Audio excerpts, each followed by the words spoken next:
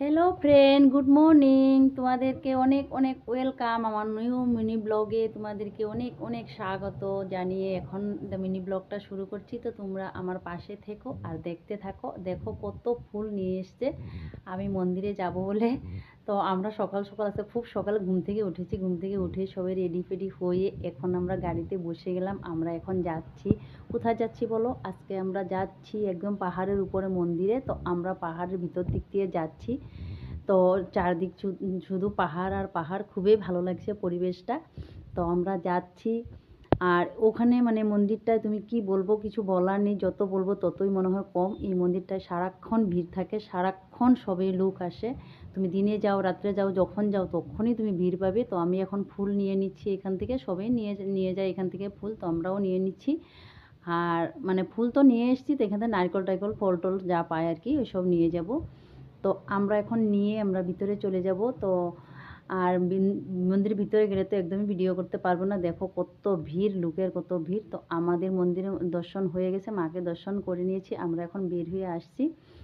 আর কি বলবো, এখানে দেবীটা মানে খুবই জাগ্রত, খুবই জাগ্রত। তুমি যতবার যাবে তবুও মনে হবে আবার যাব আবার যাব, এরকম মনে হয়। আমাদের বাড়িতে যেই আসে আমি তাকেই নিয়ে যাই, বা আমি একটু ফ্রি পেলেই মানে চলে যাই এখানে মন্দিরে।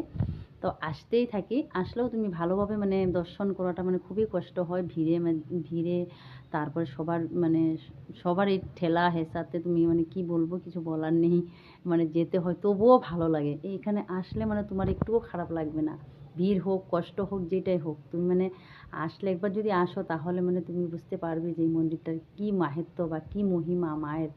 এই মা যে খুবই জাগ্রত, খুবই জাগ্রত। তো এটা হলো মহিষাসুর, একেই বধ করেছিল মা দুর্গা, তাই তার জন্য এই জায়গাটার নাম হলো মহীশূর। তো এটাই হলো মাহাত্ম্য দেবীর। তো এই মহিষাসুরে মানে মহিষাসুরকে বধ করেছিল, বধ করে এই মানে এই মন্দিরটাই বসেছিল পাহাড়ের উপরে।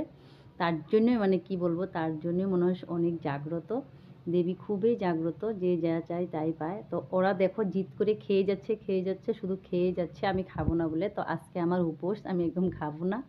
তো আজকে না আসলেও ভালো হতো, ভাবছি আমি না আসলে ভালো হতো, কিন্তু কি করব বলো, সময় হচ্ছিল না, সময়ও হচ্ছিল না, তার জন্য আজকেই চলে আসতে হলো। তো আজকে ওয়েদারটাও খুব ভালো ছিল। আর এখানে তো জানো পাহাড়ের উপরে শুধু বাতাস আর বাতাস, এখানে কোনো গরম নেই।